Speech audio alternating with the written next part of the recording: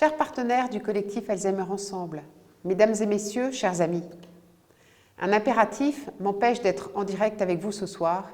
Je le regrette, veuillez m'en excuser, mais je tenais à ouvrir personnellement ce nouveau rendez-vous que nous vous proposons. Créé à l'initiative de la Fondation Médéric Alzheimer, le collectif Alzheimer Ensemble Construisons l'avenir réunit plusieurs acteurs autour d'un projet commun. Relever d'ici à 2030 les défis sociaux, éthiques et économiques dus au vieillissement cognitif en soutenant une société plus accueillante, solidaire et inclusive vis-à-vis des personnes en situation de handicap cognitif. Depuis plus de 2 ans, nous avons mobilisé toutes les parties prenantes afin que l'attention portée aux personnes vivant avec la maladie d'Alzheimer et leur entourage dépasse les frontières du social et du médico-social et que la société française soit sensibilisée aux enjeux des troubles cognitifs liés au vieillissement. Nous avons osé parler publiquement de la maladie d'Alzheimer. Grâce aux 4 rencontres territoriales, aux initiatives inspirantes qui ont été présentées, nous avons pu nourrir une réflexion participative, éclairer le quotidien des personnes malades et de leurs aidants, quotidien difficile, semé d'embûches, que la crise du Covid inattendue a par ailleurs exacerbé. L'engouement et la richesse des échanges que nous avons eus nous ont convaincus qu'il fallait aller plus loin. Les lundis Alzheimer que nous inaugurons ce soir sont avant tout un temps de décryptage pour mieux comprendre, des rendez-vous qui aborderont les enjeux majeurs de la maladie, interpelleront et appelleront à l'action afin de relever ensemble les défis posés par le vieillissement cognitif de nos concitoyens. Certes, il y a eu ces dernières années des avancées dans la prise en soin et l'accompagnement des personnes malades. Mais l'abandon de la loi grand âge, l'absence de financement fléché pour la mise en œuvre de la feuille de route maladies neurodégénératives 2022-2024, l'absence de politique publique de prévention montrent que les pouvoirs publics et la société n'ont pas pris la mesure des enjeux attendus pour améliorer la qualité de vie des personnes malades et de leurs aidants. Lancer aujourd'hui les lundis Alzheimer relève d'un effet d'aubaine. À quelques semaines d'échéances électives qui dessineront la société française de demain, beaucoup se pressent pour faire entendre leur voix et nous faisons le vœu d'une société où l'on regarde l'individu plutôt que son âge, où il est possible de s'épanouir jusqu'au dernier souffle dans le respect qui lui est dû, c'est-à-dire où le soutien et les soins sont apportés à ceux qui en ont besoin en toute dignité par des professionnels mieux formés, plus sensibilisés et surtout plus nombreux. Mais il y a également une urgence à lever le voile sur l'accompagnement de nos aînés et à oser enfin faire du bien vieillir, en particulier avec une maladie d'Alzheimer, une priorité nationale, mais aussi une priorité pour chacun d'entre nous. Vous le savez sans doute, plus de 1,2 million de personnes vivent avec une maladie d'Alzheimer en France aujourd'hui. Elles seront 2,2 millions en 2050. Et le nombre de leurs aidants, qu'ils soient professionnels ou familiaux, va exploser. Pour faire face à cette transition démographique, il est urgent d'agir. Des solutions simples existent en termes de prévention, d'accompagnement, de lieu de vie.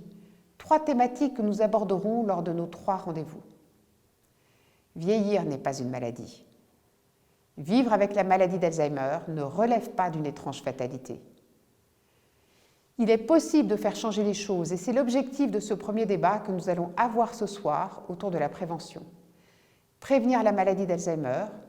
Nos invités, que je remercie pour leur disponibilité, en parleront beaucoup mieux que moi.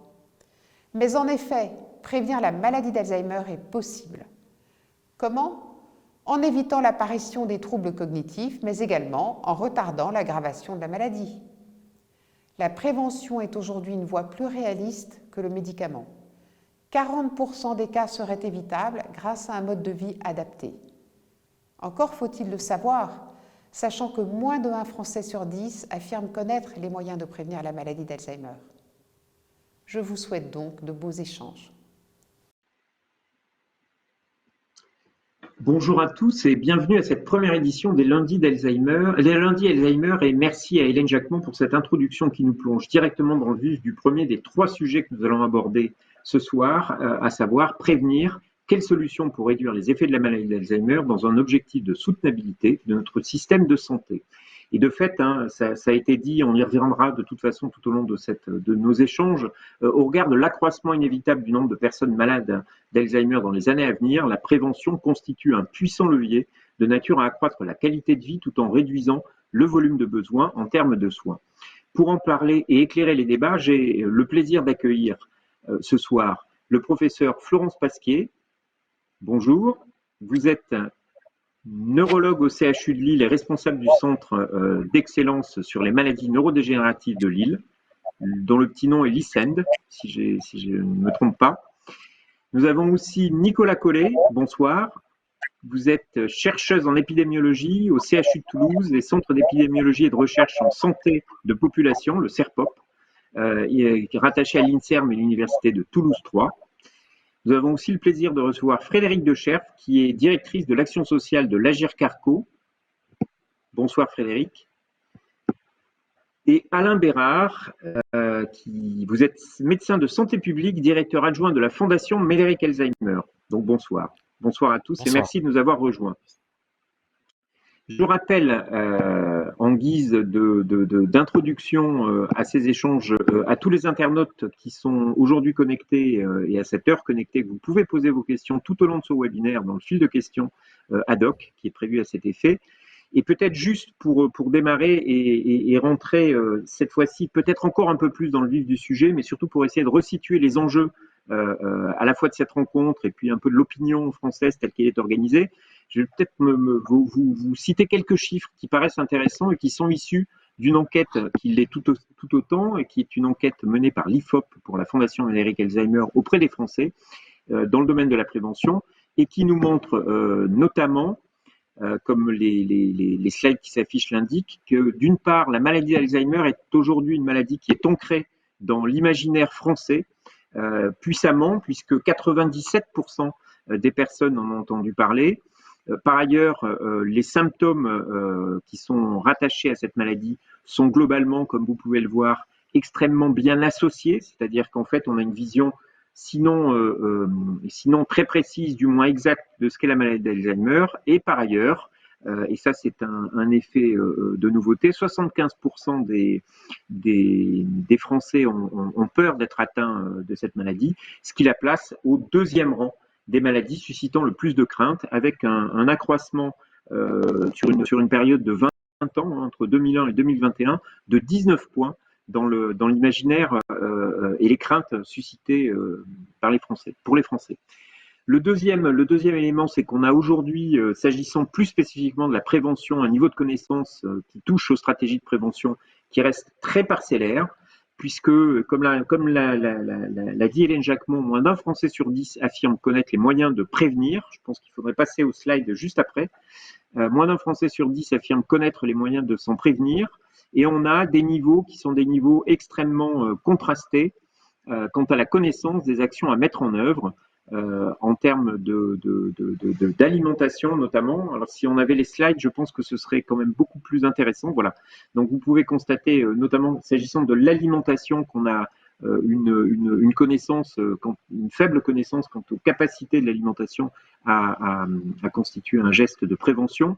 Et quand bien même les Français connaissent les gestes ou connaîtraient les gestes qu'il convient de poser ou qu'il convient de mettre en œuvre, on peut constater un certain niveau d'investissement qui est relativement restreint quant à la volonté. Il y a une forme de résistance quant à la volonté que les Français peuvent avoir de pouvoir poser des gestes de prévention. Donc, voilà, quelques chiffres qui permettent de planter le décor sans trop s'éterniser. On aura sans doute l'occasion d'y revenir, mais peut-être pour lancer de façon encore plus directe le sujet, je m'adresse au professeur Florence Pasquier. Peut-être juste pour tous ceux qui nous entendent, professeur Pasquier, est-ce qu'on a beaucoup évoqué, je crois qu'on a dû, en termes d'occurrence, on a 5-6 fois, on évoque la prévention. Je ne suis pas complètement persuadé que tout le monde sache précisément ce qu'est la prévention. Donc, est-ce que vous pourriez nous éclairer, nous dire de quoi on parle, en fait, quand on parle de prévention, et d'une façon évidemment connexe, en quoi est-ce que c'est un élément intéressant dans le cadre d'une maladie comme la maladie d'Alzheimer? Alors, bien sûr que la prévention, déjà, c'est tellement important qu'on dit toujours il vaut mieux prévenir que guérir, ça c'est une chose. Et alors on distingue la prévention primaire, secondaire et tertiaire. Alors la première, la prévention primaire, donc, c'est celle qui va empêcher les lésions, ou en tout cas les retarder, sachant que les lésions précèdent de longtemps les symptômes dans la maladie d'Alzheimer, de dizaines d'années, ce qui est quand même très important. C'est-à-dire qu'on sait que, on le sait par les familles, par les cas familiaux, que les lésions s'installent 10, 15 ans, voire 20 ans avant les premiers symptômes. Donc, quand on agit sur les symptômes eux-mêmes avant qu'ils se manifestent par des symptômes, c'est vraiment la prévention primaire. Ensuite, il y a la prévention secondaire qui va empêcher ou diminuer les manifestations cliniques de la maladie. Donc, on a les lésions, mais les lésions sont non symptomatiques. On n'a pas les troubles, on n'a pas de gêne dans le quotidien, et ils vont intervenir après quelques années de mise en place des lésions. Et on a tout le temps d'intervenir encore pour retarder les troubles de la mémoire ou d'autres symptômes cognitifs ou comportementaux. Et enfin, la prévention tertiaire, c'est l'arrêt ou le ralentissement du développement de l'aggravation des symptômes chez des personnes qui sont déjà malades. Très bien. Très bien. Et donc, en fait, dans ce cadre-là, la prévention est un moyen finalement de traiter le plus en amont possible les facteurs de risque. C'est ça, mais en même temps, ce que je trouve vraiment rassurant et intéressant, c'est que même une prévention relativement tardive, alors que les premiers symptômes sont déjà apparus, eh bien, est utile. Parce que si on reste stable, surtout pendant les premières années de la maladie, on se dit, bon, si ça reste comme ça va. Voilà. Mais faudrait pas que ça empire. Et donc, même la prévention secondaire ou tertiaire garde tout son intérêt. Je ne sais pas si vous voulez que je vous parle déjà enfin, de la prévention elle-même, enfin, ce qu'on a mis Bon, en évidence. on va y revenir. Non, mais on va y revenir si vous, enfin, sauf si vous souhaitez absolument en parler tout de suite. Hein, je ne voudrais pas. Mais on va y revenir. On va évoquer la question de la recherche dans quelques instants. Mais peut-être, j'aimerais bien, puisque j'ai cité très vite hein, quelques chiffres.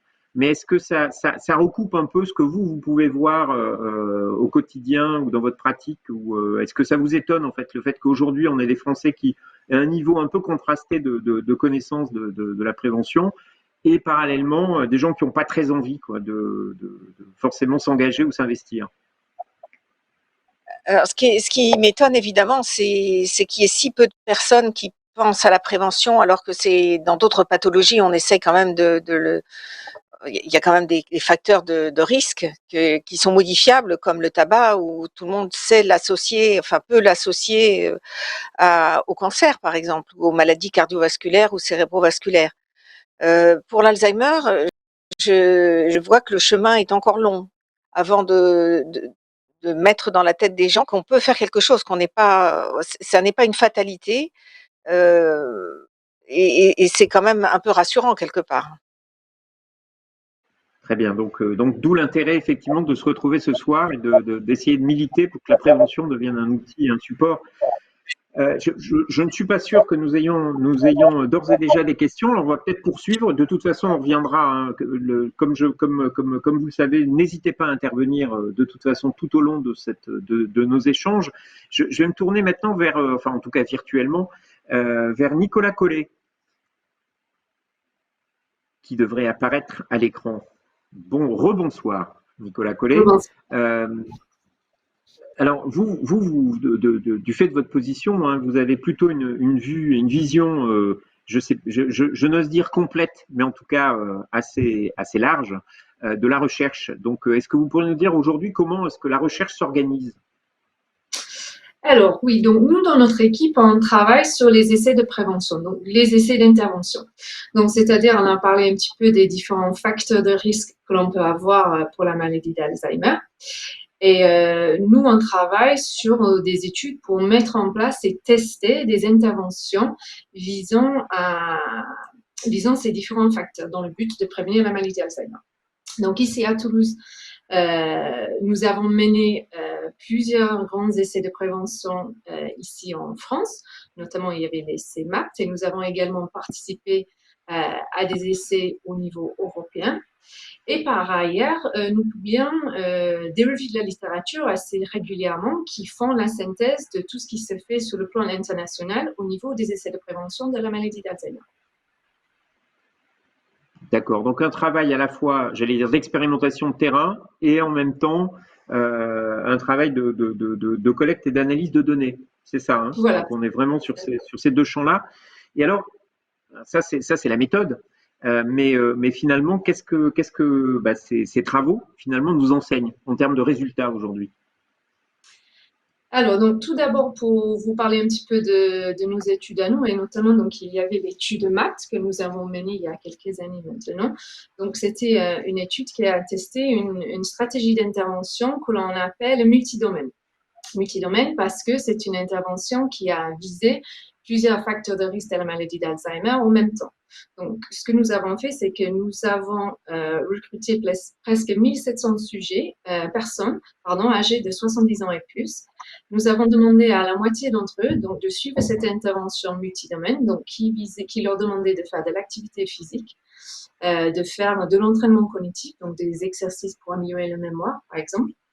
Nous leur avons donné des conseils en termes de l'alimentation pour essayer d'améliorer leur alimentation. Et tous les ans, ils ont pu bénéficier d'une consultation de prévention qui suivait la prise en charge de leurs éventuels facteurs de risque, notamment cardiovasculaires comme l'hypertension et la diabète. Donc, ce que nous avons vu au bout des 3 ans, c'était qu'au final, on n'avait pas d'effet de cette intervention. Quand on a regardé dans la population totale, on n'avait pas d'effet de cette intervention sur le déclin des fonctions cognitives, donc sur la mémoire, l'attention ou le langage, par exemple.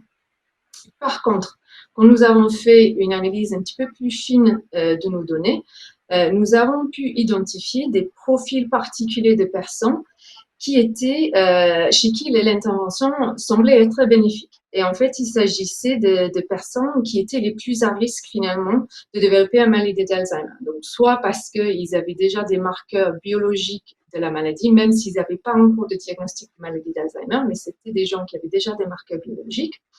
Ou alors, c'était des gens qui avaient accumulé plusieurs facteurs de risque comme l'hypertension, la sédentarité ou l'obésité. Donc, l'intervention semblait marcher mieux chez ces personnes-là. Et ce que l'on retrouve souvent dans nos essais de prévention, c'est que les gens qui ont envie de participer, très souvent, c'est des gens qui font déjà tout très bien en termes de leur santé, ils s'intéressent déjà à leur santé. Donc, on n'a pas trop la possibilité d'améliorer les choses chez ces personnes-là parce qu'ils font déjà de l'activité physique, par exemple, ou ils ont déjà une alimentation saine.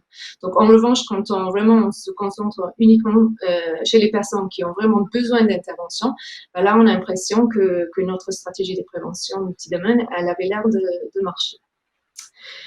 Et ces résultats que l'on a retrouvés dans l'étude MAP sont en accord aussi avec l'étude Finger, qui était une étude menée en Finlande, qui avait testé une intervention assez similaire, donc une intervention également qui était multidomaine.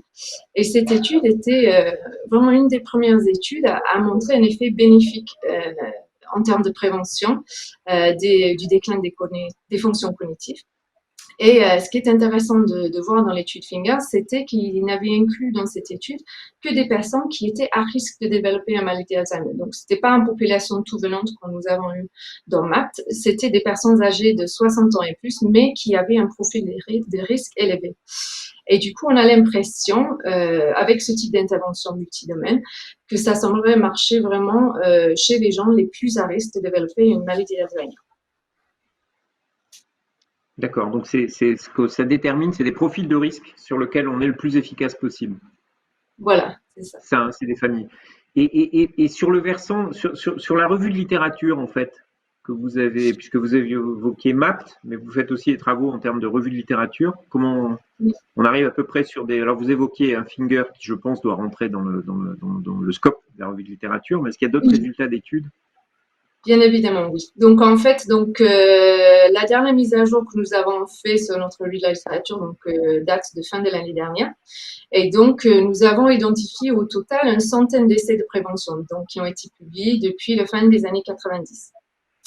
Donc, parmi ces centaines d'essais, donc il y a à peu près les 2 tiers qui sont des études de petite taille. Et ces études-là ont montré quelques effets bénéfiques des interventions autour, par exemple, de l'activité physique ou de l'entraînement cognitif quand ils ont été pris séparément. Par contre, quand on regarde les trentaines d'études à grande échelle, donc c'est-à-dire les études qui ont été menées pendant plusieurs années et chez plusieurs milliers de sujets, donc ce sont ces études-là qui nous donnent le meilleur niveau de preuve concernant l'efficacité des différentes interventions. Donc quand on regarde parmi ces études-là, il n'y en avait que 2 qui ont montré un effet bénéfique sur la population totale en tout cas. Donc il y avait l'étude Finger dont on vient de parler. Mais il y a également une étude qui a testé une intervention autour d'un traitement de l'hypertension, donc qui a démontré que de traiter l'hypertension pouvait réduire le risque de maladie d'Alzheimer.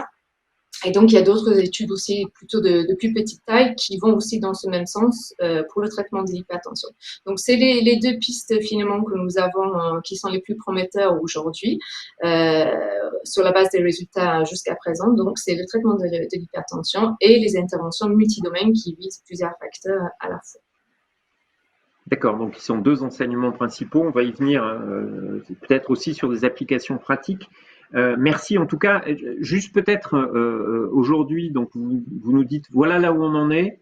Ce qui est peut-être intéressant et aussi pour ceux qui nous écoutent, c'est quelles sont les perspectives en fait de recherche dans des perspectives à plus ou moins long terme.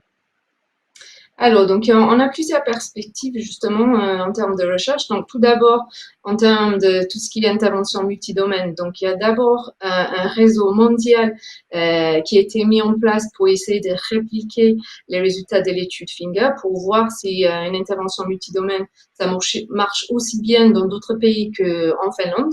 Donc, par exemple, pour tout ce qui est la partie nutritionnelle, il faut l'adapter pour des pays asiatiques. Par exemple, on mange pas la même chose que ce que l'on mange en Finlande. Donc, on va tout d'abord essayer d'adapter et de tester cette intervention dans différents pays. Il y a également un essai européen qui s'appelle ProDemos, qui était en train également de tester une intervention multidomaine, mais cette fois-ci qui sera faite via une application mobile. Donc, et qui a la particularité aussi d'essayer de viser des personnes en défaveur sociale. Parce que, comme je disais tout à l'heure, souvent les gens qui participent à des essais de prévention, c'est des gens qui vont très bien et c'est pas forcément des gens qui ont le plus besoin de bénéficier d'une intervention. Donc, dans cet essai européen ProDemos, on va essayer vraiment de pouvoir accéder à ces populations qui ont peut-être le plus besoin d'une intervention de prévention. Ensuite, surtout aux États-Unis, il y a aussi des essais de prévention qui vont tester cette fois-ci des médicaments. Donc, on a beaucoup parlé des interventions qui sont autour du mode de vie, mais on a également des essais de prévention en cours qui vont tester des médicaments ciblant des marqueurs biologiques de la maladie d'Alzheimer. Donc, chez des gens très souvent qui ont eux-mêmes des marqueurs biologiques déjà de la maladie sans avoir un diagnostic de maladie, sans avoir de troubles cognitifs. Donc, pour l'instant, on n'a pas encore de résultats de ces essais, mais on les attend avec impatience parce que l'hypothèse, c'est qu'ils seraient plus efficaces pour traiter, pour utiliser ce type de médicaments avant que les gens développent des symptômes importants de la maladie.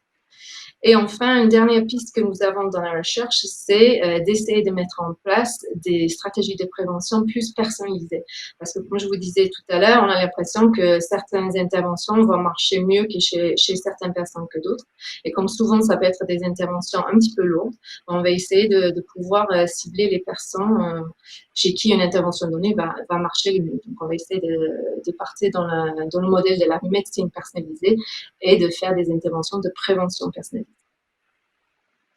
Très bien, merci. Alors juste, vous évoquez les marqueurs biologiques. Alors on a quelques questions qui tournent autour de ça. Et je pense que le professeur Pasquier pourra aussi y répondre. Mais juste Oui, pour tous les gens qui nous entendent et qui ne sont pas forcément des experts de la question, qu'est-ce qu'on appelle un marqueur biologique? Ça, c'est peut-être juste un effet de précision de façon simple, hein, de façon à ce que les gens puissent comprendre, ou biomarqueur. Et on a une question qui touche aussi à la question de l'hérédité. c'est-à-dire de personnes dont la maladie, dont la parente, dans le cas présent, hein, c'est une question de Rosemary, qui dit ma mère a eu la maladie d'Alzheimer diagnostiquée vers 80 ans, j'ai 66 ans, je suis à risque, enfin suis-je à risque, que faire, prise de sang, quel marqueur? Voilà, c'est juste pour essayer que les gens comprennent ce qu'on appelle derrière les marqueurs biologiques. Alors, peut-être je vais essayer de faire une première explication et puis je vais passer la main au professeur Pasquier. Donc, juste pour ce qui est des marqueurs biologiques, donc c'est-à-dire c'est des choses que l'on va mesurer, par exemple avec une prise de sang ou en faisant de l'imagerie, un IRM par exemple.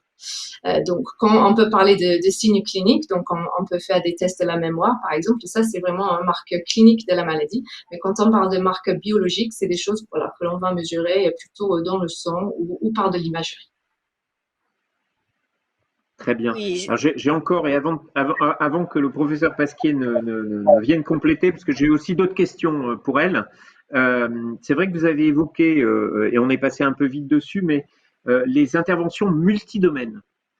C'est Oui. revenu plusieurs fois. Qu'est-ce que enfin, comment est-ce que vous définissez les types d'interventions multidomaines? Alors, les interventions multidomaines, en fait, ça vient d'un constat que donc on a, en fait, la maladie d'Alzheimer, c'est une maladie multifactorielle. Donc, on sait qu'il y a beaucoup de facteurs de risque différents. Donc, il y a le sédentarisme, par exemple, l'obésité, il y a des facteurs nutritionnels, l'hypertension, par exemple, il y a tout un tas de facteurs de risque. Et nous avons remarqué dans les essais de prévention que si on faisait une intervention ou une stratégie qui ne visait qu'un seul de ces facteurs à la fois, très souvent, on avait des résultats assez décevants. Donc, ce que l'on a mis en place, c'était des interventions multidomaines, donc c'est-à-dire qui visent plusieurs facteurs à la fois. Donc, on va essayer de demander aux gens de faire à la fois de l'activité physique et d'améliorer leur alimentation et qui a une prise en charge correcte de leurs facteurs de risque, par exemple l'hypertension. Et on va essayer de faire tout cela en même temps, de ne pas juste viser une partie à la fois. Sinon, on pense que ça ne serait pas efficace. Très bien, merci. Merci beaucoup. On aura peut-être l'occasion d'y revenir, hein, mais professeur Pasquier, on avait quelques questions qui sont des questions des internautes. Donc, il y avait la question de Rosemary que j'avais posée, hein, c'est qui s'inquiétait puisque sa mère a été diagnostiquée vers 80 ans et elle en a 66. Elle se demande si elle est finalement si elle est à risque. Après, j'ai d'autres questions, mais oui. Alors pour beaucoup de maladies, le fait d'avoir un cas dans sa famille ou à fortiori d'en avoir plusieurs, fait qu'on a un risque qui est un peu plus augmenté que quelqu'un qui n'a pas du tout d'antécédents dans sa famille. Donc oui, on est un peu plus à risque. Mais c'est vraiment très très très très peu. Et d'une certaine façon, ces personnes qui ont un cas dans la famille sont souvent un peu plus sensibilisées justement à la prévention et peuvent agir très en amont pour éviter ou retarder la maladie et ça n'est absolument pas une fatalité.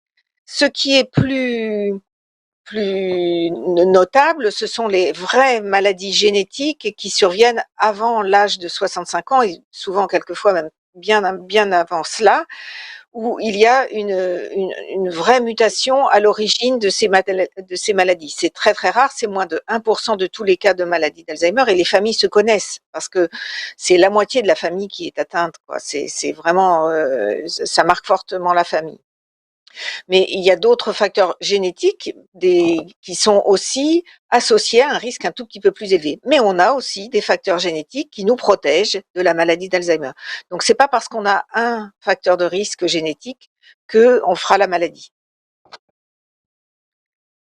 lui répondre précisément, elle dit que faire? Prise de sang, par exemple. Elle envisage pour savoir si elle est à risque. Est-ce qu'une prise de sang peut lui indiquer le fait qu'elle est à risque ou pas? Alors non, je ne pense pas que la prise de sang permettrait de savoir si on est à risque. Il faudrait confronter ça aux autres facteurs de risque de la famille. S'il y a un seul cas, ça n'est pas suffisant pour considérer qu'on va trouver un marqueur génétique. Mais c'est vrai qu'on va de plus en plus, on utilise la génétique non pas pour faire peur et pour se dire oh là là je suis à risque, mais plutôt pour se dire on vient d'en parler, Nicolas vient d'en parler, si le fait de mieux cibler la population, de faire des actions qui sont de prévention très très ciblées sur tel facteur de risque, ça c'est c'est quand même très important. Donc c'est quelque chose d'utile en fait, plus que de doit faire peur. Alors la prise de D'accord. sang, voilà, ça peut être utile complètement pour autre chose, par exemple pour regarder si on n'a pas du diabète ou si on n'a pas des facteurs de risque vasculaires qui sont associés à des risques plus importants de maladie d'Alzheimer et les corriger. C'est pour les corriger que ça aurait de l'intérêt. Très bien. Et alors, j'ai deux autres petites questions, puis après on verra un petit peu les types de moyens qu'on peut mettre en œuvre, mais vous verrez, vous allez voir les deux questions qui arrivent, hein. J'essaye d'enchaîner et de pouvoir les donner, mais alors, il y en a une assez simple, qui est bonsoir, qui est une question de Elouse. Comment savoir si une personne qui montre des signes de trou de mémoire est atteinte ou pas de la maladie d'Alzheimer?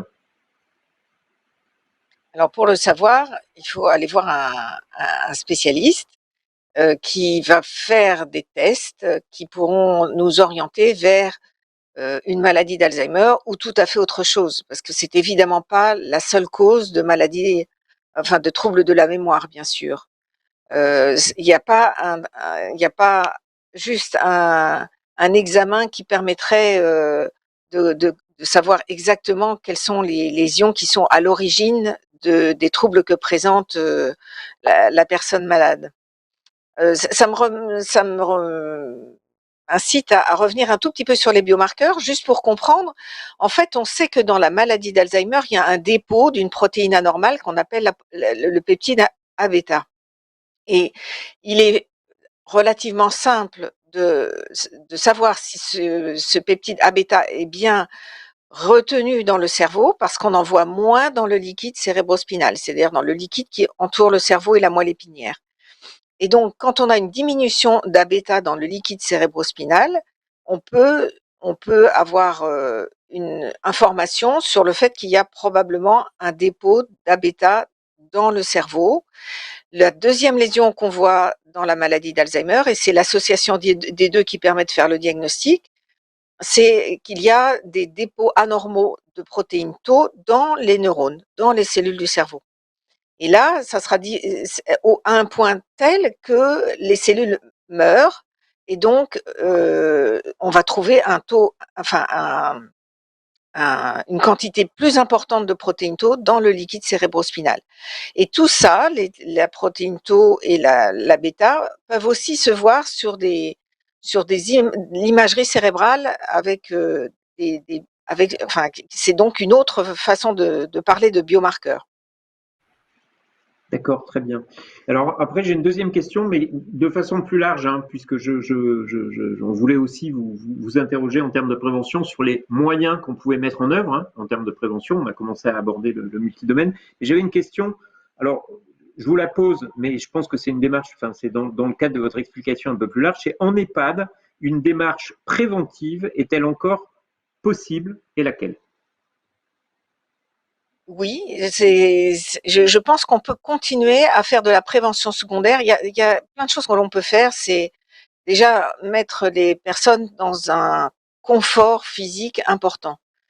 La maladie d'Alzheimer fait que on peut être en difficulté pour exprimer son malaise, son inconfort.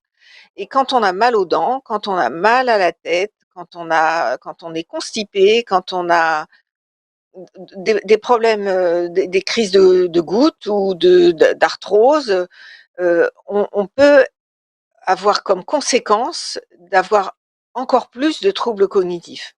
Donc la prévention de toutes les pathologies qui sont possibles à l'âge où survient la maladie est vraiment très importante. Et pour la maladie d'Alzheimer elle-même, on va voir que oui, il est très probable que, alors évidemment, on ne revient pas en arrière, mais on peut ralentir l'aggravation de troubles cognitifs par des actions de prévention soutenues, on va dire. Et Très bien. comment? Ben, ça peut Merci. être l'alimentation Ouais. et l'activité. D'accord. Donc, du coup, de façon plus large, hein, au-delà de l'EHPAD, quel type de moyens on peut mettre en œuvre? Alors, en termes de prévention, ça vous commencez à. De tout ce qui est considéré comme des facteurs de risque de maladie d'Alzheimer. Bon, Bon, il y en a, mais c'est pas non plus désespéré. C'est tout ce qui est fonctionnement cognitif, éducation, c'est-à-dire non seulement les études que l'on a faites, mais aussi les activités professionnelles qu'on a pu avoir, ou d'autres activités qui sont pas forcément professionnelles, mais qui ont fait marcher notre cerveau. C'est tout à fait, c'est tout à fait quelque chose sur lequel en tout cas, on a prise. La deuxième chose, ce sont tout ce qui concerne les facteurs de risque vasculaire, en particulier l'hypertension artérielle. On en a déjà parlé. C'est quand même simple. On sait comment traiter l'hypertension artérielle. Et quand l'hypertension est traitée et équilibrée, à ce moment-là, on perd ce facteur de risque de maladie d'Alzheimer. Donc, c'est vraiment très, très important. Il n'est jamais trop tard. De la même façon que le diabète. Et puis, tout ce qui est, d'une façon générale, les facteurs de risque vasculaires et leur prévention sont bénéfiques contre la maladie d'Alzheimer. Alors, il y a le mode de vie, l'alimentation, la nutrition, on en a parlé aussi, c'est quelque chose qui semble vraiment très important. Et d'autres qui sont peut-être moins connus, et on va voir à quel point c'est essentiel, c'est tout ce qui est sensoriel, et en particulier les troubles auditifs. Il y a énormément de personnes qui, en vieillissant, deviennent un peu plus sourds, ont une hypoacousie, et qui refusent de s'appareiller. Et c'est vraiment extrêmement dommage parce que on sait qu'il y a un lien entre le fait d'avoir une moins bonne information, moins d'informations qui arrivent au cerveau, que l'on traite, et donc on entraîne moins son cerveau, et en plus on a tout ce qu'on a mal entendu, on va moins bien le retenir. Donc, si on arrivait à convaincre, et il y a maintenant heureusement une prise en charge qui est quand même importante, hein, de l'hypoacousie, puisque les appareils auditifs sont maintenant d'un coût tout à fait raisonnable, même quasiment gratuit, je crois. Donc, c'est vraiment important. On a parlé de l'obésité, du tabac, tout ça, ça fait partie des facteurs de risque vasculaire également. Alors, on parle aussi de la dépression. La dépression, si on c'est un peu plus délicat parce qu'on ne sait pas trop si la poule, dans certains cas, des symptômes dépressifs peuvent être un peu inauguraux de la maladie d'Alzheimer, et quelquefois le diagnostic est un peu fait par excès. Mais néanmoins, c'est aussi quelque chose sur lequel on a prise. On peut traiter les épisodes dépressifs. L'activité physique, bien sûr, elle est au premier plan, et elle corrige aussi les facteurs de risque vasculaire. Elle prévient du cancer, elle prévient d'énormément de choses. Donc l'activité physique, c'est un enjeu majeur de prévention. Il y a aussi les contacts sociaux. Si on n'a pas de contact social, c'est évident qu'on a un cerveau qui tourne un peu à vide, et qui les activités physiques et sociales, on peut les cumuler d'ailleurs, hein. Il y a des activités de groupe qui font à la fois marcher les jambes et la tête, et qui sont extrêmement efficaces, quoi. Alors, je vous ai peut-être pas parlé encore non plus de la consommation excessive d'alcool, qui est aussi un facteur de risque vasculaire. Et puis les deux derniers facteurs de risque qui ont été retenus par la commission du Lancet en 2020, en 2020, c'est les traumatismes crâniens, et c'est une des raisons pour lesquelles on demande aux enfants de ne pas faire de tête au football ou dans certains jeux. Il faut protéger son cerveau. La boxe, c'est pas toujours une très bonne chose, hein, d'avoir des chaos successifs. Et puis la pollution de l'air, et ça c'est quand même très important. C'est quand même très important de tenir compte de ça. Voilà tous des axes importants de prévention de la maladie d'Alzheimer et d'autres maladies d'ailleurs. D'accord. Et qui sont, quand on vous écoute, relativement simples à tenir. Ce qui veut dire qu'en fait, faut pas hésiter finalement à s'y mettre. Moi, la question quand même est associée à la diagnostic précoce. Mais la question que je me pose, c'est qu'est-ce qui fait aujourd'hui quel intérêt finalement aujourd'hui on a d'abord faire de la prévention. Ce que vous citez là, c'est comment est-ce qu'on s'y met, quoi. J'ai l'impression, en vous écoutant, je vais jamais matérialiser les choses comme ça, c'est une lutte contre l'assoupissement. C'est l'assoupissement physique, une forme d'assoupissement social. Donc il y a une forme de réveil, un coup de fouet qui est à donner. Mais qu'est-ce qu'on peut mettre en avant pour pousser justement les personnes à passer à l'acte. Quand on voit par ailleurs, les résultats de l'étude montraient quand même qu'il y avait des formes de résistance importantes. Oui, et c'est un peu invraisemblable parce que c'est vrai que ce sont des habitudes de vie qu'on peut prendre très tôt, dès l'enfance. C'est évident, comme je vous disais, que la prévention primaire, hein, tout à fait au début, est certainement plus efficace que la prévention secondaire ou tertiaire. C'est bien de savoir qu'on a encore des choses à faire, même quand on est atteint de la. Mais c'est encore mieux d'essayer de la prévenir au point de ne pas en souffrir du tout. Ça serait ça l'idéal quand même, hein.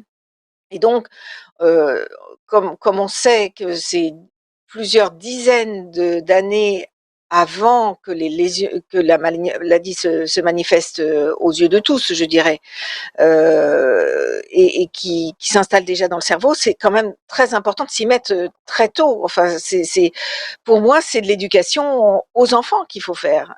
Si tu veux bien vieillir, alors les gens ne pensent pas au vieillissement quand ils sont tout jeunes, mais quand même, ils peuvent voir leurs grands-parents et se dire, bah, si je marchais mieux que papy, si j'entendais mieux que mamie, si je voilà, peut-être que ça serait plus intéressant, la vie serait encore plus intéressante et a fortiori sur les troubles cognitifs, bien sûr.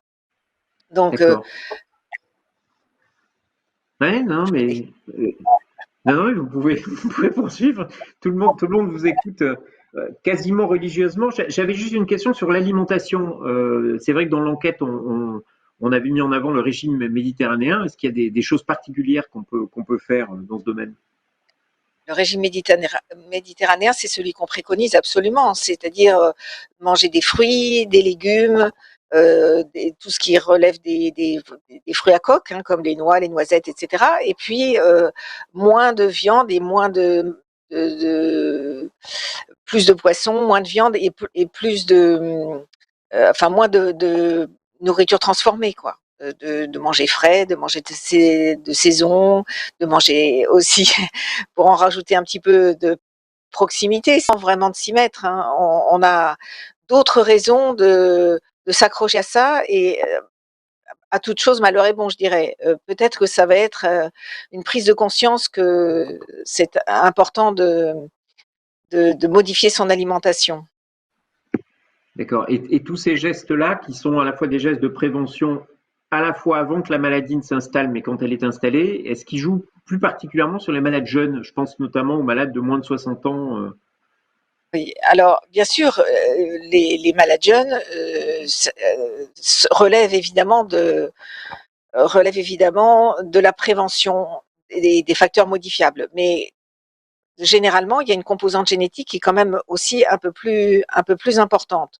Mais néanmoins, ce qui m'a beaucoup impressionné, parmi les facteurs de risque génétiques, mais qui ne sont pas les mutations génétiques, hein, vous avez entendu parler de l'ApoE4, eh bien, on s'est rendu compte, mais c'est pas des études d'intervention, hein, mais que certaines personnes au courant du fait qu'elles portaient un allèle 4 de la polypoprotéine E, c'est un variant de la normalité. Enfin, c'est pas anormal d'avoir un ApoE4, mais c'est associé à un risque plus important de maladie d'Alzheimer. Eh bien, à force de faire de la prévention, c'est-à-dire effectivement très très enfin, très attentif à corriger chacun des facteurs de risque connus, hein, que ce soit l'activité physique, que ce soit l'activité intellectuelle, que ce soit cognitive, que ce soit les relations humaines, que ce soit le mode de vie, etc. Eh bien, finalement, à 80 ans, n'avait toujours pas de lésion Alzheimer dans le cerveau. Ça veut dire que vraiment, quand on s'y donne à fond, eh bien, il y a au moins, on a des cas où ça marche absolument. Donc, c'est encore une fois très encourageant. C'est qu'il n'y a pas de fatalité. Alors, pour les formes génétiques, c'est-à-dire les formes qui sont liées à une mutation d'un gène, En tout cas, c'est certainement pas inutile de contribuer aussi à ralentir la maladie, surtout quand on sait qu'on en est atteint. C'est raison de plus, je dirais. Ouais. Donc surtout sur les jeunes, malades jeunes, on est d'accord, hein, c'est autour de patients qui ont autour de 60 ans, les malades jeunes. En 65 ans et en France, on dit 60 parce que c'est Ouais. la barrière médico-sociale. Hein, voilà. Et c'est Très vrai bien, que merci. Ouais, non, non, mais allez-y. non, je veux dire que c'est un peu arbitraire évidemment, hein, mais c'est vrai que la maladie a tendance à être plus fréquente, plus on est âgé, plus elle est fréquente. Et la population vieillit, c'est ça l'enjeu. Très bien, merci. Merci beaucoup. J'ai encore plein de questions, donc il va falloir que je les garde, mais j'en ai une très simple. C'est par exemple, quel spécialiste faut-il consulter pour poser un diagnostic? Alors, on commence par aller voir son médecin généraliste parce que c'est important pour la coordination des soins et tout ça.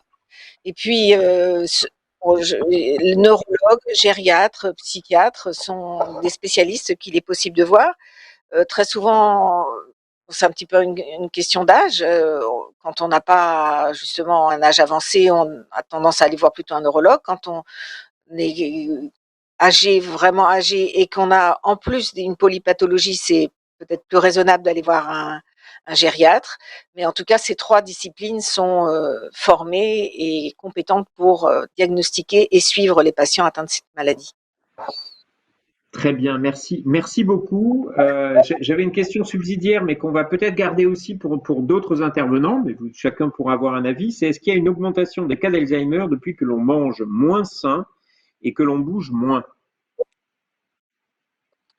Alors, moi, j'ai pas connaissance du fait qu'on puisse dire cela, mais parce que l'autre facteur important, comme je disais, c'est le fait que on vit plus longtemps et donc on a une tranche de personnes âgées, enfin les tranches de personnes âgées augmentent en nombre, et donc on a plutôt tendance à voir une augmentation du nombre de patients. Et on n'a pas encore. Mais par contre, on voit que dans chaque tranche d'âge, la proportion de patients diminue. Et le fait que le nombre de sujets dans la tranche d'âge augmente fait que, évidemment, en nombre absolu, on en a plus. D'accord. Donc c'est la volumétrie globale qui fait que on en a plus. D'accord. Très bien. Merci. Merci beaucoup. Peut-être, Frédéric de Cherf, aurez-vous une réponse à cette question sur le fait qu'on aurait une augmentation de cas d'Alzheimer vu que l'on mange moins sain et que l'on bouge moins? Mais en tout cas, si vous n'en avez pas, ce qui serait tout à fait logique, on a j'ai d'autres questions pour vous. Vous ne le savez pas si on a Non, dans les pas études. de Non. façon aussi claire J'imagine. que vous l'évoquez là. Non, malheureusement, non. Question. On a quelques indications, mais pas de façon Non, scientifique et rigoureuse comme vous venez non, non. de le Voilà. proposer. Juste merci hein, d'avoir accepté en tant que directrice de l'action sociale de l'Agir Carco. Peut-être juste pour que vous puissiez dans un premier temps nous dire les actions qui sont menées. On a beaucoup parlé de prévention, donc on a beaucoup parlé de recherche, on a parlé de petits gestes, mais au niveau, enfin de petits gestes plus ou moins grands, ou enfin plus ou moins petits, mais en tout cas peu coordonnés. Au niveau des actions qui sont menées par l'Agir Carco, qu'est-ce que vous mettez en place en fait dans le domaine de la prévention?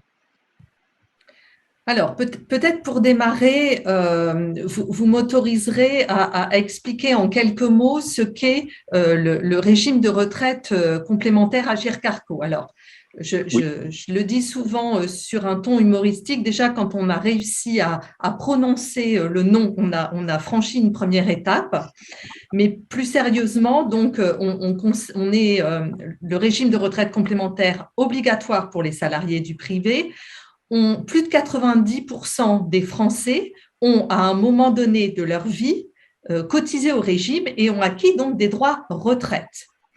Donc, une personne est d'abord cliente de l'Agirc Arrco en tant qu'actif, salarié, et ensuite elle le devient comme retraité. Donc aujourd'hui, nous nous occupons de 13 millions et nous versons des retraites pour 13 millions de personnes pour un montant de, je vous donne un ordre d'idée, on est autour de 80 milliards d'euros par an. Alors, l'Agirc Arrco, c'est un régime qui est composé de toutes les caisses de retraite. Vous les connaissez certainement, je vais citer que les plus importantes, Malakoff Humanis, AG2R, Clésia. Voilà, ce sont les caisses de retraite auxquelles vous cotisez quand vous êtes actif.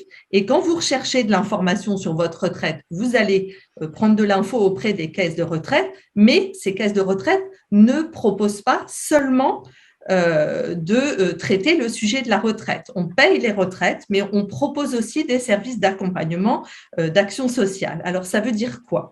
On a en fait une mission d'intérêt général et on propose des services et des actions pour les actifs et pour les retraités à des moments clés de leur vie.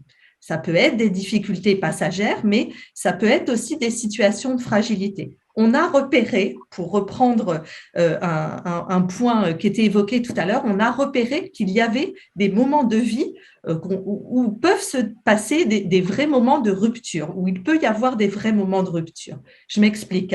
Un jeune garçon, une jeune fille qui démarre ses études et qui part du domicile où il a vécu sa tendre enfance et son adolescence, peut prendre à ce moment-là des habitudes de vie un peu particulières en termes de repas, etc. Par exemple, on sait aussi qu'au moment de la retraite, il peut y avoir un moment de rupture qui amène les personnes à être un peu perdues par rapport à ce qui leur arrive et à ce temps qui devient disponible et peuvent prendre un certain nombre d'habitudes de vie particulières. On parlait de sédentarité tout à l'heure, on parlait de nutrition, on parlait de sommeil, on parlait de gestion du stress, on parlait d'angoisse. Enfin voilà, il peut se produire à ce moment-là un certain nombre de changements de comportement, de changements d'habitude. Donc aujourd'hui, en fait, nous proposons, pour répondre aux besoins de la population depuis plusieurs années, on propose des actions de prévention pour vieillir en bonne santé le plus longtemps possible.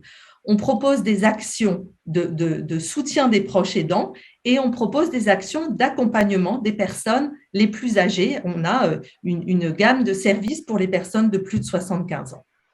Donc voilà, si vous voulez bien passer peut-être le premier slide qui concerne l'offre de prévention sur les centres de prévention Agirc Arrco. Alors, comme vous le voyez sur ce schéma, nous avons 14 centres de prévention sur 70 départements. Alors, c'est quoi ces centres de prévention ? En fait, dès 55 ans, on propose, donc c'est pris en charge par le régime, c'est gratuit pour la personne, on propose une démarche personnalisée en 3 temps. D'abord, vous allez avoir un entretien de 2 heures avec un binôme médecin-psychologue.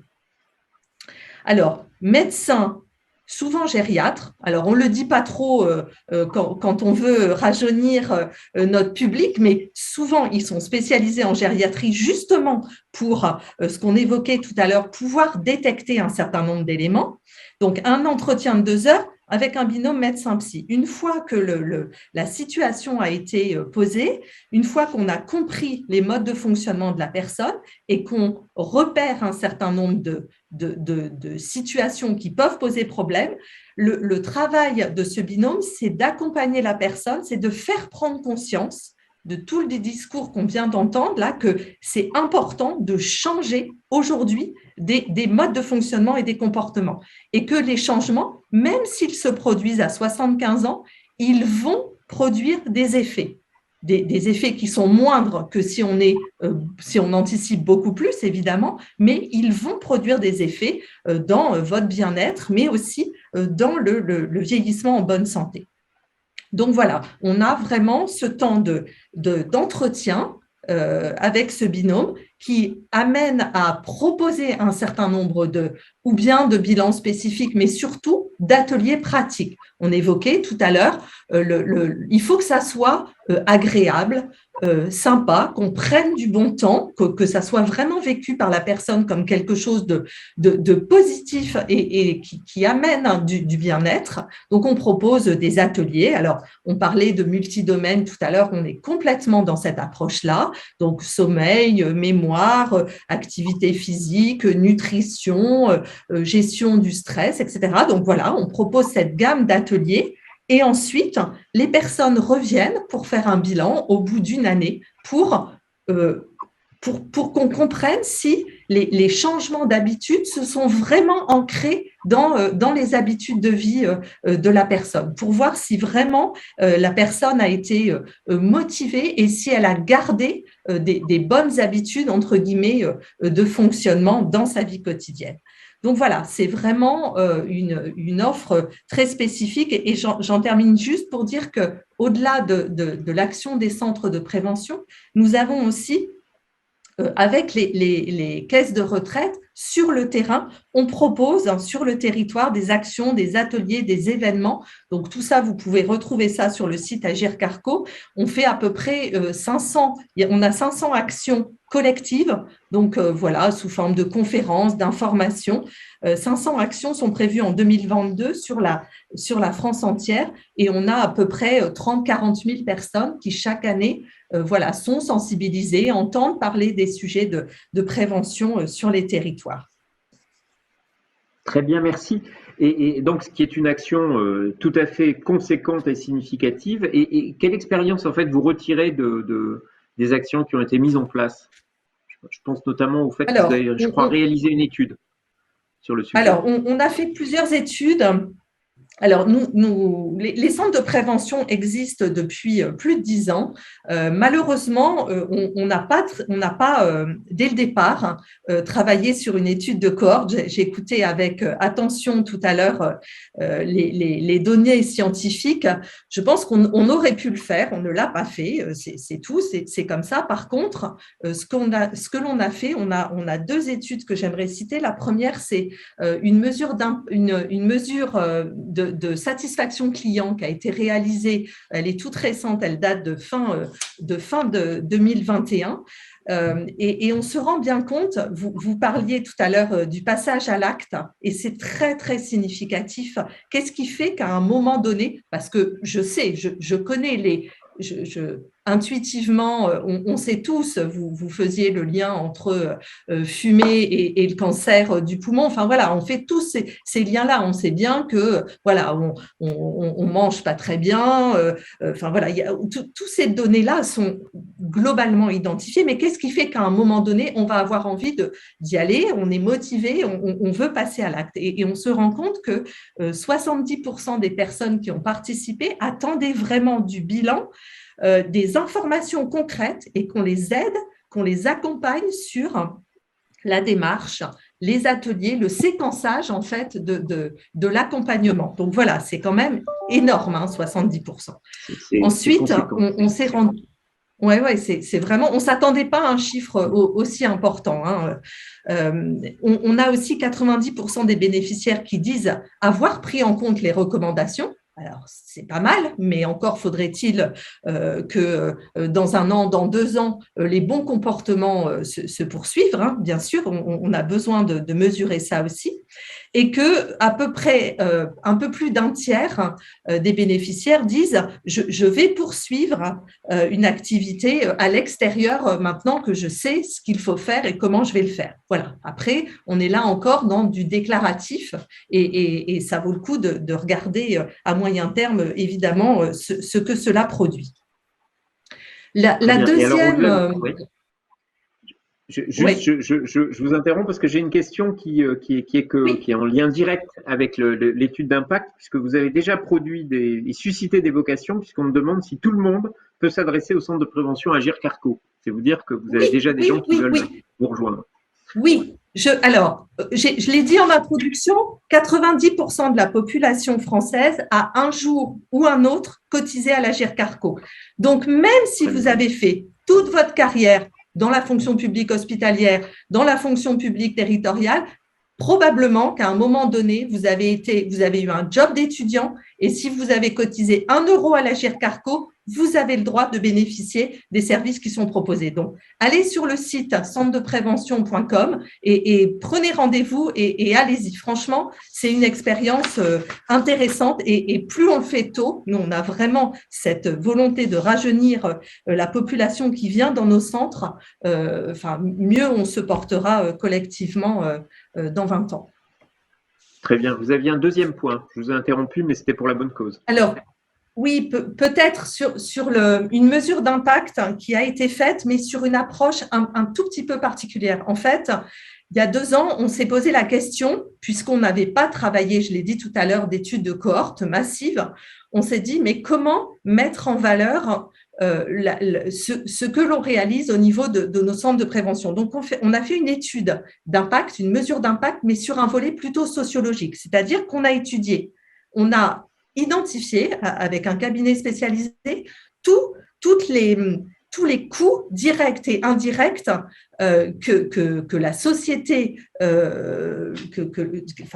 qui sont réels aujourd'hui, que la société a par rapport à des problématiques de non-traitement, d'avancée en âge et de non-traitement, de non-réalisation de prévention. Et on s'est rendu compte que les coûts directs et indirects évités pour la société étaient en fait de l'ordre de grandeur suivant. C'est juste un ordre de grandeur pour essayer de faire prendre conscience de l'obligation que nous avons maintenant de partir dans des politiques de prévention.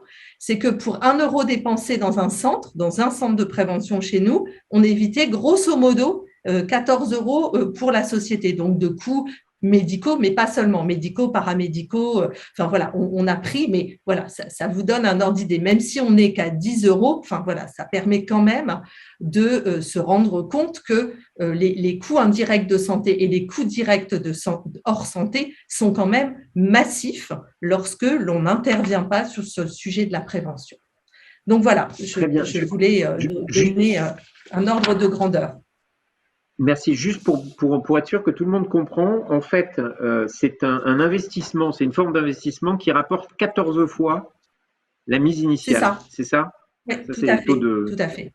Ouais. Des taux de rendement tout à fait conséquents. Et alors, très bien, donc là, vous avez mis en place ça. Comment est-ce que vous envisagez finalement l'avenir? Comment est-ce que vous allez aller plus loin à l'avenir? Quels sont les projets finalement de l'Agirc Arrco? Alors, en fait, on sait à peu près que malheureusement, aujourd'hui, 9 Français sur 10 ne savent pas que leur caisse de retraite peut faire autre chose que payer sa retraite. Donc, voilà, les services d'action sociale, ce que nous développons, les actions à destination des aidants pour les populations de plus de 75 ans pour la prévention, ces domaines-là ne sont pas connus. Donc, on a vraiment une volonté forte de faire connaître davantage nos services, nos actions et de le proposer aux personnes qui en ont le plus besoin. Je m'explique, vous évoquiez tout à l'heure les différentes populations, entre guillemets, dites plus à risque que d'autres. Je vais prendre un exemple pour faire le parallèle avec ce qu'on a fait sur le sujet de la retraite. Plusieurs dizaines de millions de personnes se sont intéressées au sujet de la retraite le jour où nous avons mis un dispositif, un outil simple de simulation retraite à disposition de nos concitoyens.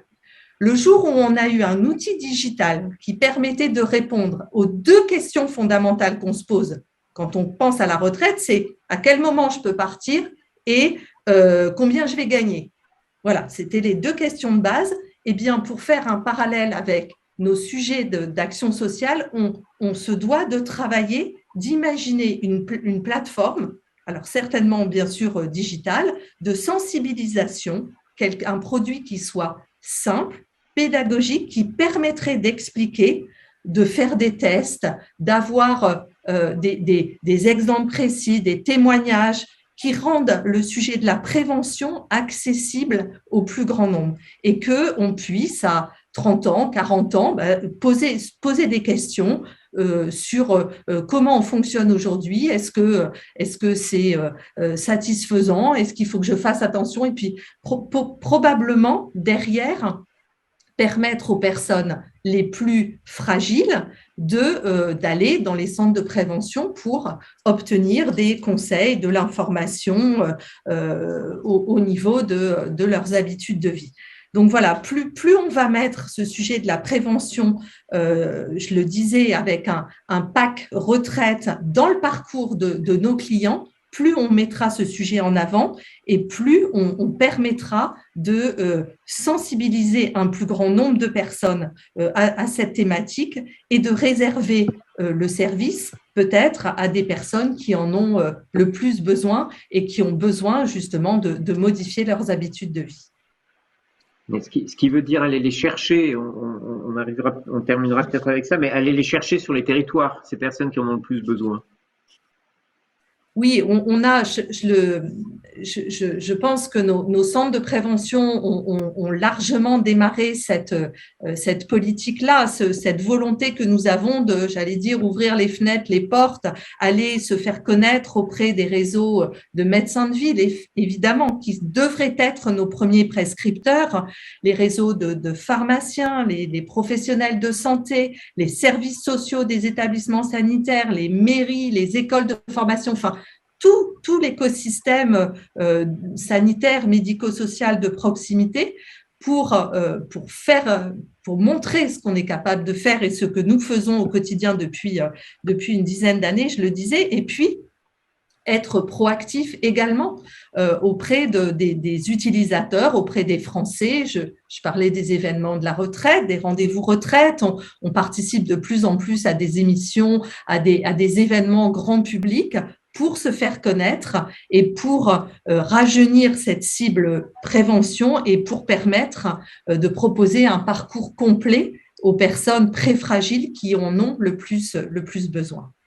Je pense aussi à des catégories de salariés. On est en train de travailler ces sujets-là, mais à des catégories de salariés en fin de carrière qui ont eu des charges physiques et mentales importantes, à qui on pourrait, j'allais dire, amener sur un plateau, voilà, ces bilans de prévention, peut-être directement dans leurs entreprises, peut-être directement dans des structures d'aide et de soins à domicile, peut-être, enfin voilà, il y a des logiques d'aller vers nos bénéficiaires également qui devraient nous permettre de beaucoup plus parler de ces parcours de prévention. Très bien. Alors, j'ai une question très intéressée qui nous a été posée, qui est d'une association Coup de main aux aidants, puisque vous avez évoqué les aidants, donc qui vous interpelle en disant: Madame de Scherf, soutenez-vous financièrement des projets à destination des aidants? Oui. La réponse est oui. Réponse liminaire, bah oui, j'imagine avec un dossier, oui, bien sûr. C'est un axe extrêmement important, je l'ai dit, il y a l'avancée en âge, si je devais juste résumer en deux priorités, c'est l'avancée en âge et le second volet, c'est vraiment les aidants. Donc oui. Très bien, merci. Bah, peut-être à tout à l'heure, hein, si n'hésitez pas à réagir. Maintenant, Alain Bérard, je crois que vous êtes parmi nous, enfin vous l'êtes encore, j'imagine. Oui, tout à fait. Je suppose, je l'espère. Hein, très bien. On a beaucoup parlé de pluridisciplinarité. Tout à l'heure, on a parlé d'approches qui étaient des approches pluridisciplinaires ou avec des interventions multiples. Et à l'instant, Frédéric de Scherf évoquait aussi cette espèce d'écosystème qui se met en place sur les territoires. Donc ça apparaît aujourd'hui nécessaire dans le domaine de la prévention. Et cette pluridisciplinarité, elle est au cœur d'un projet dont vous êtes l'organisateur en chef, on va dire ça comme ça, et qui s'appelle le projet Prévals, et qui est une étude qui est dédiée aux conditions d'implémentation en France d'intervention multidomaine. On avait évoqué ça et cette question lors d'une rencontre, la rencontre qu'évoquait Hélène Jacquemont au tout début de ce webinaire et qui avait eu lieu à Lyon. À l'époque, on était sur un cahier des charges. Maintenant, on passe peut-être la vitesse supérieure. Donc peut-être est-ce que vous pourriez nous parler de façon un peu plus détaillée de ce qu'est le projet Prévals, de là où il va nous amener. Oui, bien sûr. Bonsoir à toutes et à tous. Permettez-moi juste une petite remarque en introduction. L'une des critiques que l'on a formulées à l'encontre des 3 plans Alzheimer et du plan maladie neurodégénérative, c'était justement l'absence de vision et d'action en matière de prévention. C'est pour ça que aujourd'hui, dans la feuille de route maladie neurodégénérative 2021-2024, donc en cours, eh bien, on a mis en avant la prévention puisque le chapitre 1, l'axe 1, est entièrement dédié, dévolu à la prévention. Donc la prévention, c'est officiel, c'est aujourd'hui inscrit dans le paysage sanitaire, social, médico-social, etc. Alors, je ne vais pas vous détailler les 3 mesures de prévention, je vais plutôt me concentrer sur la mesure Prévals-Finger que pilote la Fondation Médic Alzheimer et vous verrez beaucoup de choses qui ont été dites par mes prédécesseurs, on va les retrouver là-dedans. Prévals, c'est le programme d'intervention multidomaine de prévention Alzheimer. Prévention, Prév, Alzheimer, Alz, Prév, Alz, Prévals. Voilà tout simplement d'où vient le mot Prévals. Et l'idée de Prévals, c'est de mettre en place en 2023 une expérimentation nationale qui vise à étudier la transposition d'une étude qui s'appelle Finger, qui est une étude finlandaise et qui a été abordée tout à l'heure par Nicolas Collet et qui a montré des résultats très pertinents. Alors, 2023, tout simplement parce que nous allons voir dans quelques instants Finger, c'est un programme qui est lourd et ça demande un temps très important de préparation. Alors, qu'est-ce que c'est Finger et puis pourquoi ce choix de Finger? Regardons ensemble Finger. Là, vous avez sur votre écran. Donc, Finger, c'est un programme finlandais qui a été mis en place de 2009 à 2014 et qui a concerné, vous le voyez, 1260 personnes qui avaient 3 caractéristiques. Ce sont des personnes qui ont entre 60 et 77 ans.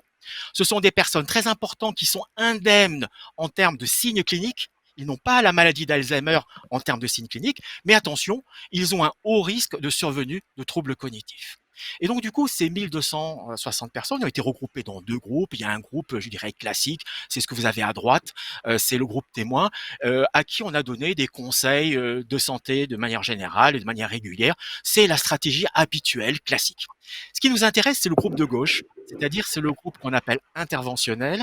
C'est le groupe chez qui on va mettre en place ces fameuses interventions multidomaines. Alors, c'est quoi concrètement?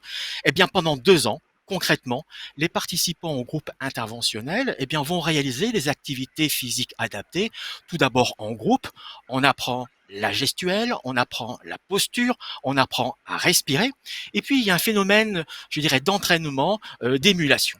Et puis, ces exercices de force musculaire, d'endurance, vont être dans un deuxième temps réalisés à titre individuel à domicile.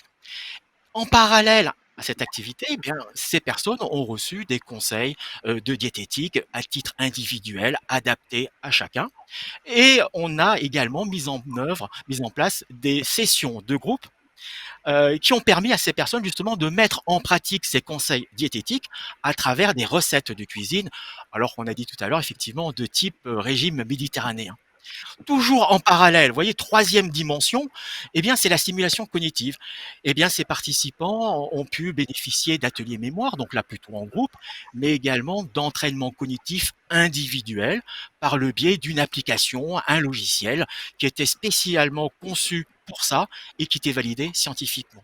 Et vous voyez que ces activités individuelles, mais surtout en groupe, c'est quelque chose qui est très intéressant parce que quand vous avez des activités en groupe, chaque participant va pouvoir tisser des liens avec d'autres et on va avoir des interactions sociales. Et comme l'a dit tout à l'heure le professeur Pasquier, dans la prévention de la maladie d'Alzheimer, les liens sociaux, les interactions sociales, c'est très important.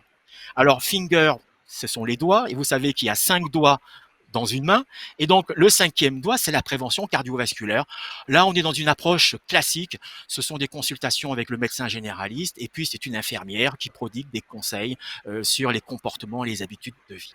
Ce qui est important à retenir, vous voyez, c'est qu'on a 5 types d'interventions et au bout de 2 ans d'application de ces interventions, on a des résultats très intéressants. Vous voyez que dans le groupe interventionnel, là où on a mis en place ces 5 interventions, on a un score cognitif global qui est amélioré de 25%. On a la capacité à comprendre et à gérer des événements inhabituels qui ont été améliorés de 83%. La vitesse de traitement de l'information est améliorée de 150% et la mémoire de 40%. Donc vous voyez, on a des résultats très intéressants. Et quand on regarde le groupe témoin, rappelez-vous ce que j'ai dit tout à l'heure, dans Finger, ce sont des personnes qui ont un haut risque de survenue de troubles cognitifs. Eh bien, vous voyez, dans le groupe témoin, ce haut risque de survenue de troubles cognitifs s'est aggravé de 31% par rapport au groupe interventionnel. Donc, le programme Finger, c'est quelque chose qui nous plaît parce qu'il a apporté des résultats. Nicolas Collet nous a dit tout à l'heure qu'il y avait aujourd'hui 40 pays qui réfléchissent à cette transposition. Il y en a 16 qui ont franchi le pas, qui l'ont mis en œuvre. Nous, ce que nous souhaitons en 2023, c'est mettre en place ces 5 interventions multidomaines, mais en intégrant 2 nouvelles dimensions. Bien entendu, la prise en compte de la perte de l'audition. C'est bien entendu la prise en compte d'une dépression éventuelle. Et à partir de ce modèle, c'est-à-dire Prévalse, avec 7 dimensions, eh bien, vous avez compris que Prévalse, l'objectif, c'est de lutter contre des facteurs de risque. Et ce groupe de facteurs de risque, eh bien, ce groupe est responsable de 27% des situations Alzheimer. Pour finir, je dirais, pour répondre à votre question, la grosse difficulté de ce genre d'intervention, vous avez vu, c'est la multitude des professionnels. Parce que ça va aussi bien des professeurs d'activité physique aux médecins généralistes, en passant par le médecin ORL, le neurologue, le gériatre. On a besoin des infirmiers, des psychologues, des animateurs, etc. Et donc tout l'enjeu va consister à les recruter, à les former, à les coordonner, à les faire travailler ensemble. Et surtout, c'est ça qui est très important, c'est de les amener à aller au-delà de leur propre spécialité. Je finirai par l'exemple d'une diététicienne. Bien sûr, elle va faire de la diététique, mais il faut en même temps qu'elle regarde à côté sur l'activité physique, parce qu'alimentation et activité physique, il y a un lien très fort. Bien sûr, elle va regarder du côté de la prévention cardiovasculaire, parce que alimentation et hypertension artérielle, alimentation et cholestérolémie élevée, etc. Et il y a un lien très fort. Voilà, c'est ça un peu le projet et tout l'enjeu de Prévalse que nous comptons mettre en place de manière opérationnelle l'année prochaine. Très bien, donc c'est un projet pour demain, mais qui préfigure aussi d'une certaine façon la prévention demain, enfin, si on vous suit bien. Hein. Il y a une dimension de futur qui est intéressante. Alors, dans les discussions Non, qu'on a eues jusqu'à présent, vous avez remarqué qu'il y a 2 types de prévention. Il y a la prévention collective, et donc que Prévalse entre dans le cadre de cette prévention collective et dans la prévention primaire en particulier. Et puis, à côté de ça, il y a des préventions plus individuelles à destination de personnes qui vont voir leur médecin généraliste, qui vont voir des spécialistes des troubles cognitifs, etc. Donc, Prévalse, on est vraiment sur ce champ collectif. Et la grande difficulté, je finirai là-dessus, c'est que conceptuellement, c'est très simple, mais il faut amener les personnes à venir, je parle des personnes saines, à venir dans Prévalse et surtout d'y rester pendant 2 ans. Très bien, oui, avec le recrutement de cohorte. Exactement. C'est ça. Très bien. Merci, merci infiniment. Alors, pour l'instant, on n'a pas beaucoup plus de questions. J'en ai une peut-être avant de conclure et donc de vous repasser la parole pour que vous puissiez nous dire un peu ce qui vous semble devoir être retenu dans le cadre de ce webinaire. J'ai 2 questions, professeur Pasquier, pour vous, qui sont arrivées entre-temps et qui paraissent intéressantes. La première qui est que une question qui est: le stress n'est-il pas un facteur de risque de la maladie d'Alzheimer? C'est une première question. Et je vais vous poser tout de suite la seconde. C'est: peut-on dire que la lutte contre l'isolement est le début de la prévention? Alors pour la première question, peut-être que le stress est un facteur important, surtout peut-être via son rôle dans les maladies cardiovasculaires. Tout se recombine hein, finalement. Donc, mais je me souviens qu'il y a eu des études qui avaient été faites par rapport à des gens qui avaient vécu des situations de guerre, etc. Et il n'avait pas été montré spécifiquement, mais avec les moyens du bord à l'époque, que le stress était le facteur de risque de maladie d'Alzheimer. Je pense qu'il peut y avoir une confusion entre le fait qu'il y ait un événement de vie qui marque le début de du du fait qu'on réalise que la personne est malade parce qu'elle a justement des troubles cognitifs et qu'elle n'arrive pas à surmonter une situation qu'elle aurait surmontée auparavant. Et donc on accuse le stress, mais en fait la maladie était là au préalable. C'est des choses qu'on remarque quelquefois. Et le deuxième facteur, c'était l'isolement. Eh Bon, bien, pour l'isolement, voilà. oui, bien sûr, c'est quelque chose qui, enfin, on s'enrichit les uns avec les autres, et quand on est tout seul, évidemment, on est beaucoup moins stimulé et l'isolement est un facteur de risque, ça c'est clair. Très bien, merci. Merci de vos réponses courtes, qui j'espère auront apporté une information aux personnes qui les ont posées. Peut-être juste, avant de vous passer la parole, moi, ce que je retiens quand même, c'est finalement l'aspect systémique de la prévention, à la fois dans les interventions multidomaines qu'il va mobiliser, mais aussi le fait que, et c'est ce que vous disiez, on s'inscrit dans ce côté système, c'est à toutes les étapes de la vie. Hein, on est vraiment un âge conditionne l'autre, qui conditionne l'autre, qui conditionne l'autre, ce qui me semble un élément assez important, et qui par ailleurs montre, recherche à l'appui, que on a aujourd'hui des formes d'efficacité qui sont tout à fait intéressantes, s'agissant notamment de la maladie d'Alzheimer. La deuxième chose qui me semble aussi intéressante, c'est le fait qu'il faut s'adresser vraiment aux gens qui en ont le plus besoin, ce qu'évoquait entre autres Frédéric de Scherf, mais aussi Nicolas Collet, quand elle évoquait, je pense, hein, la question des profils. Et puis la troisième question qui a été abordée quasiment par à peu près tout le monde, c'est la question de comment est-ce qu'on lève finalement les résistances par rapport aux gestes qui sont des gestes à conduire. Voilà, c'est simplement, hein, n'hésitez pas à compléter. Moi, je vais juste vous donner la parole à chacun.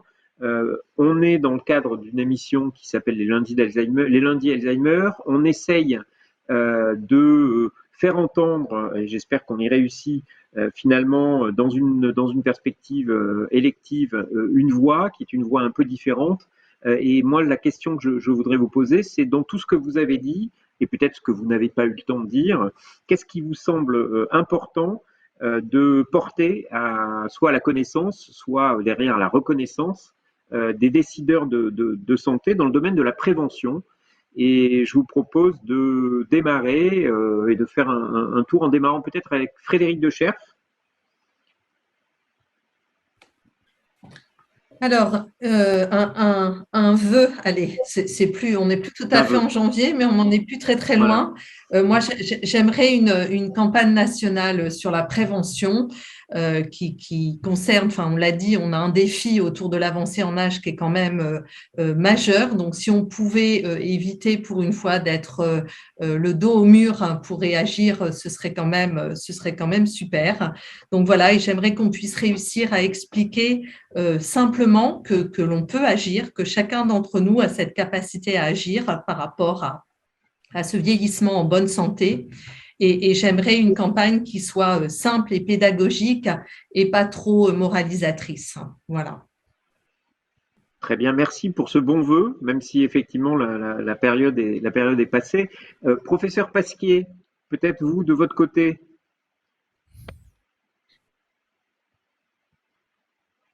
Ah, on ne vous entend pas. Professeur Pasquier, oui. Maintenant? Non, toujours pas? Ça y est, c'est bon. Le son est revenu. D'accord. Non, le son est revenu.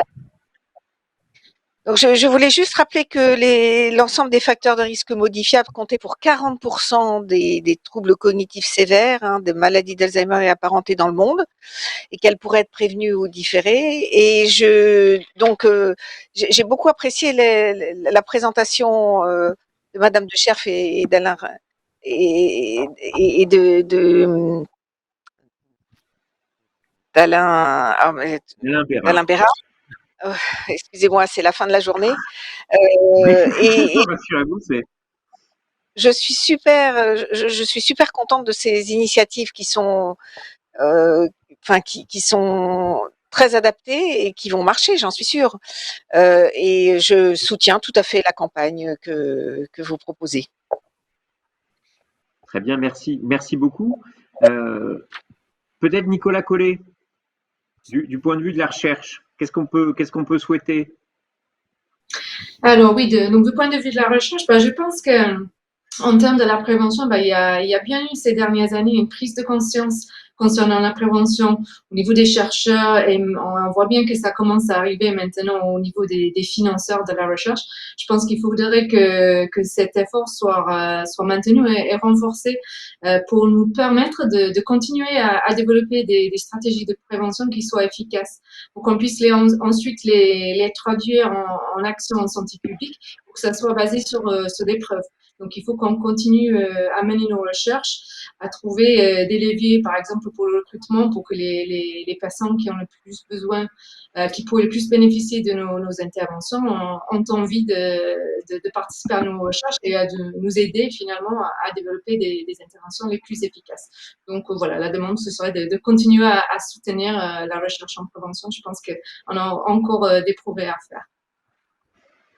Très bien, c'est un vœu qui, espérons, ne se perdra pas dans les méandres de divers et variés. Et peut-être Alain Bérard, donc peut-être d'une certaine façon le mot de la fin avant que je ne termine. Alors, nous avons d'un côté des individus, les Français sont les acteurs de leur propre santé cognitive, et à côté, nous avons la prévention qui est devenue une réalité. Et tout l'enjeu va consister à aller faire se rencontrer l'un l'autre. Donc, il faut vraiment développer des programmes de prévention, les déployer à une plus grande échelle. Très bien. Et donc, faut oser, quoi. Faut y aller. C'est ça. Très bien. Écoutez, merci infiniment pour l'ensemble des échanges, de vous être prêté à l'exercice à distance. J'espère que on aura, je ne sais pas si on sera entendu, mais enfin, en tout cas, on se sera donné les moyens d'être entendu. J'imagine même qu'on le sera. Il ne me reste plus qu'à vous souhaiter une belle soirée et à vous donner rendez-vous le 28 mars, donc lundi prochain, 28 mars, pour un webinaire qui cette fois-ci sera dédié à la question de l'accompagnement. Belle soirée à tous.